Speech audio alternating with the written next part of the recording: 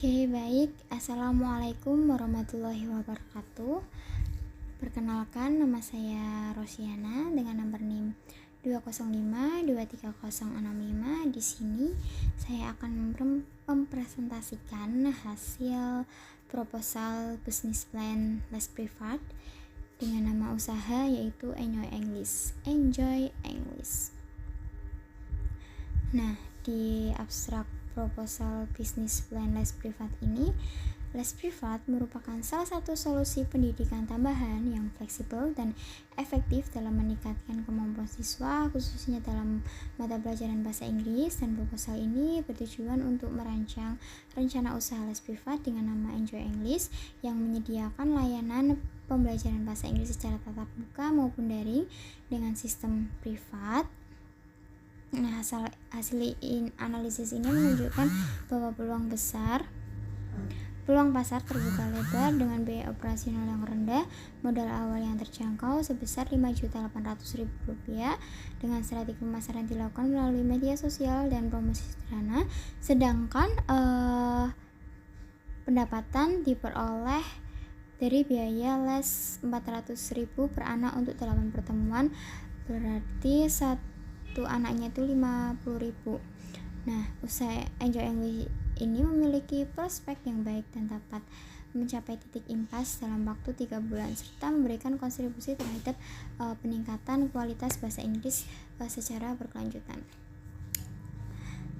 Nah, selanjutnya ada latar belakang dari proposal bisnis plan les privat ini.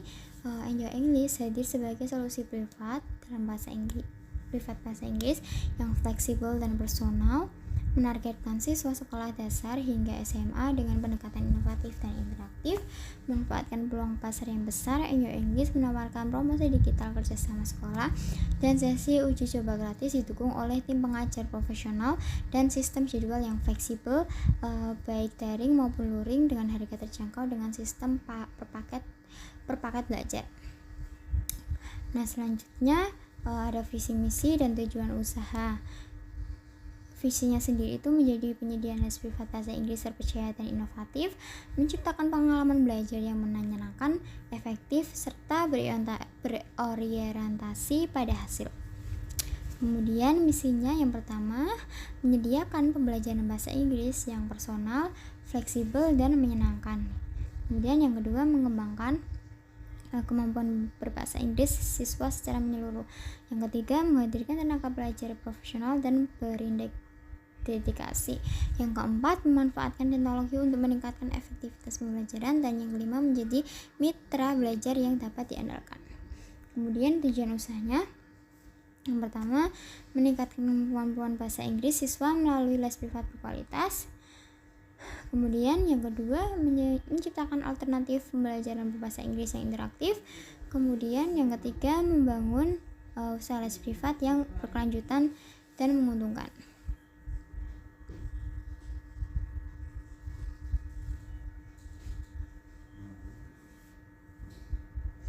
Nah, selanjutnya ada analisis pasar.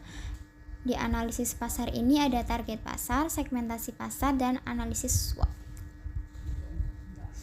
Di target pasarnya sendiri itu untuk pelajar SD, SMP, SMA yang membutuhkan pendamping intensif bahasa Inggris serta mahasiswa dan masyarakat umum yang ingin meningkatkan kemampuan untuk keperluan akademik pekerjaan atau persiapan ujian. Targetnya adalah individu atau keluarga yang menghargai fleksibilitas dan pendekatan belajar yang menyenangkan.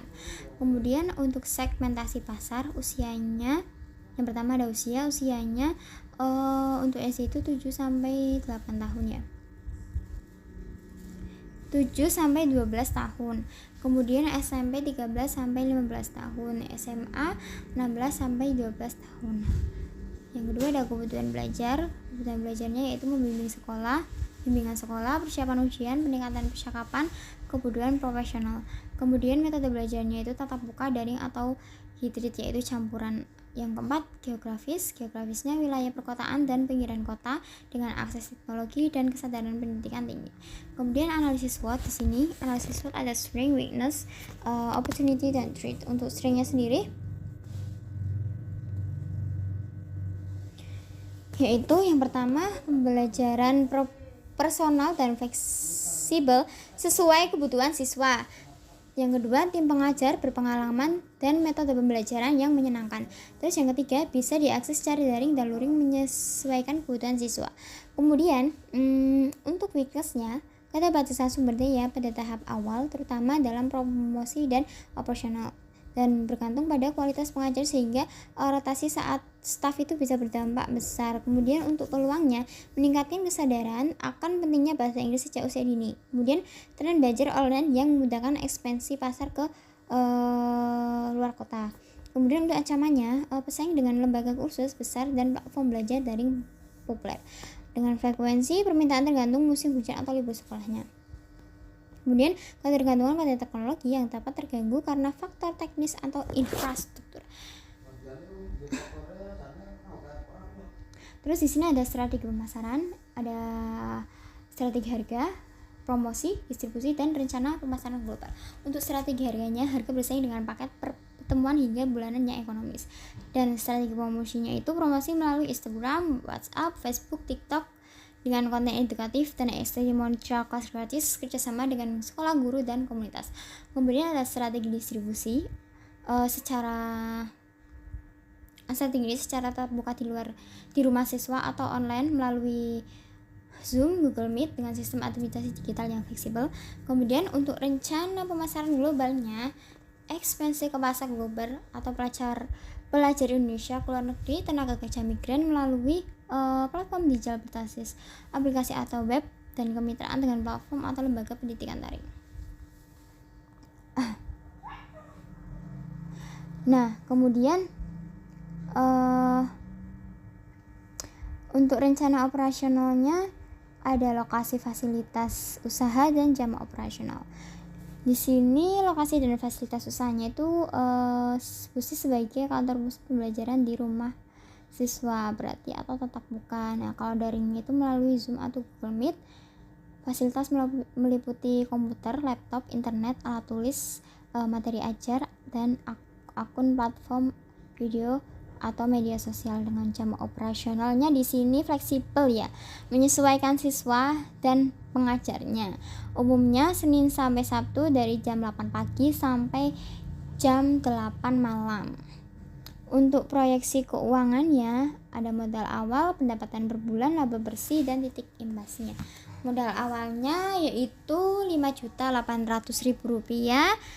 Itu udah ada dimana itu isinya udah ada perlengkapan laptop, perlengkapan daring, wifi, modem, kuota, buku cetak, promosi awal melalui media sosial. Kemudian pendapatan per bulannya itu diperoleh dari pembayaran siswa sebesar 50.000 per anak untuk 8 pertemuan, berarti yang diperoleh itu 400.000 dalam bulan ya. Semakin banyak siswa yang bergabung, semakin besar pendapatan yang diperoleh.